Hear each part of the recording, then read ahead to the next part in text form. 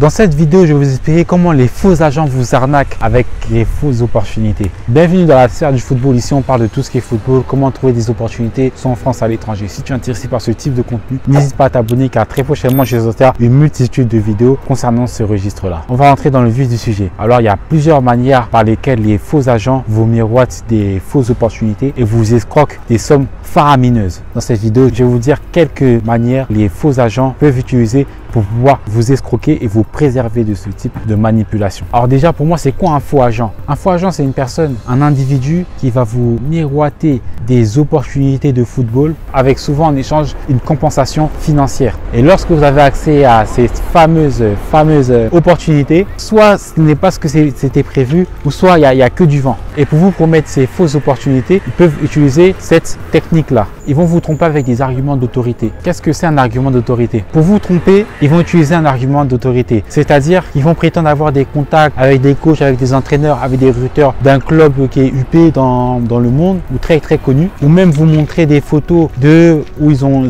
dans des stades UP ou avec des agents ou avec des joueurs qui ont des contrats dans le but de vous impressionner et vous influencer en donnant une impression que ce monsieur est une personne qui est en place, qui est carré. Ces faux agents utilisent des fausses photos, des fausses identités. Pour contrer cela, il faut que vous fassiez vos propres recherches sur la personne. Si par exemple cette personne s'appelle Carnell Johnson, cherchez sur internet Carnell Johnson si elle est bien présente sur internet et essayez aussi de lui demander sa licence d'agent. Ou si par exemple il vous envoie vers une autre personne, demandez à cette personne des preuves de ce qu'elle est. Par exemple, si c'est un coach, demandez-lui de vous envoyer des preuves de comme quoi c'est un coach. Donc voici une technique qu'ils peuvent utiliser, un argument d'autorité. Un autre point que les faux agents peuvent utiliser pour vous tromper, c'est la pression temporelle. Comment cela peut s'illustrer? Cela peut s'illustrer quand ils disent qu'il reste 2 places pour participer à la détection, ou qu'il reste 2 jours ou 1 jour, 24 heures pour pouvoir participer, pour pouvoir s'engager, ou même qu'il y a d'autres joueurs qui sont intéressés et qui risquent de choisir ces autres joueurs à votre place. En faisant ça, ça va vous manipuler. Pourquoi? Parce que ça va créer un sentiment d'urgence chez vous et développer des mécanismes de précipitation qui va vous amener à prendre des décisions sans réfléchir.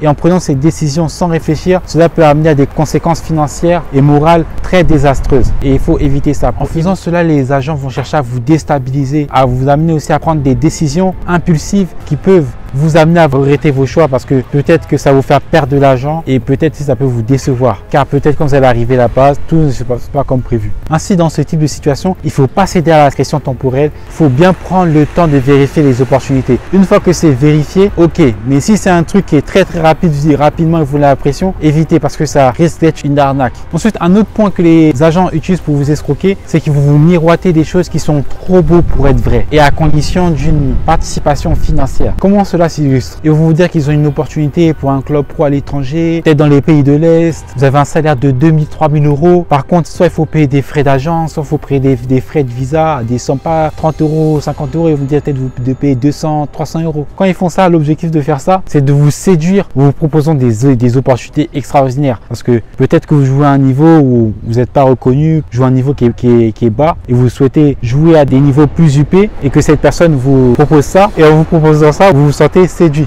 Alors dans ces cas, selon moi, on a affaire à 95% des cas à des escroqueries. Pourquoi? Parce que si une équipe elle est vraiment intéressée par votre profil, elle va pas vous amener à payer des frais d'agence ou des frais de visa, même payer votre hôtel ou payer vos billets d'avion. Et concernant l'agent aussi, lorsqu'il reçoit l'argent, c'est pas sur des frais comme ça souvent. C'est plus lorsque vous percevez vos salaires, il peut percevoir une commission. Lors de la prime de signature, là il peut percevoir un certain pourcentage en théorie. Mais aussi le fait, surtout pour les joueurs qui n'ont pas de stats, c'est que les clubs professionnels ne vont pas prendre le risque d'investir sur un joueur qu'ils ne connaissent pas, qui ne peuvent pas voir ses capacités. Parce que en soi, quand ils vont vous recruter, ces clubs, ils vous voient comme un investissement et une grande majeure partie des clubs ne vont pas réaliser des investissements risqués. Surtout si vous n'avez pas de stats sur des sites comme Foot Mercato ou d'autres sites, Soccerway, vous n'avez pas de vidéos, on ne voit pas vos performances. Déjà, c'est très suspect.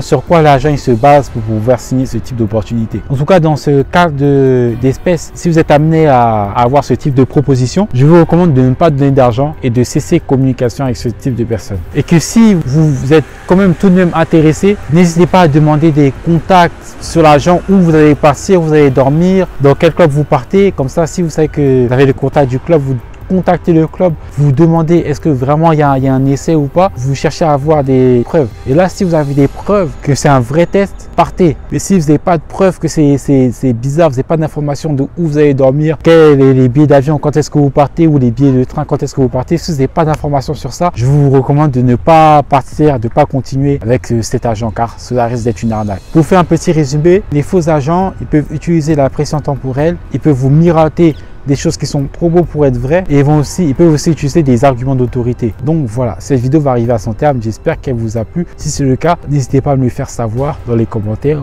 en likant, en vous abonnant ou en partageant la vidéo à des personnes qui pourraient être intéressées. On se retrouve très prochainement dans la sphère du football pour d'autres vidéos.